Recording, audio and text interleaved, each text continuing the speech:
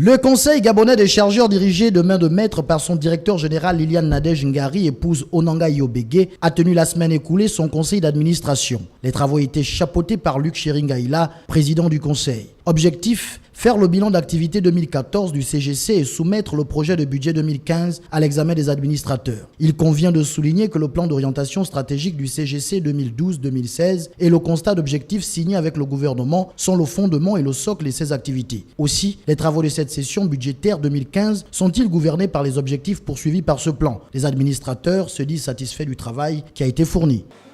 Je crois que le CGC se structure de mieux en mieux. Il y a 2-3 ans, il y avait un manque flagrant de rigueur dans les comptes, et depuis quelques 2 ans, il y a maintenant un travail effectif qui a été fait et une présentation qui est meilleure et qui se bonifie chaque année. Quelques points d'amélioration restent à apporter, mais c'était quand même très intéressant et je crois que chacun a pu faire les remarques qu'il fallait. Ça s'est fait de façon très franche et constructive.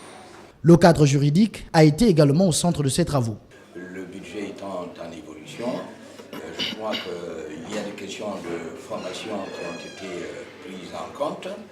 Il y a des questions de texte aussi, d'autant plus que le Conseil gabonais des chargeurs a vu ratifier 2 ordonnances, une portant sur sa réorganisation et qui devient de facto une loi.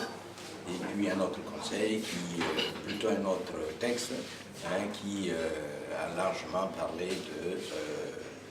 des coûts, du fonctionnement du Conseil gabonais de chargeurs.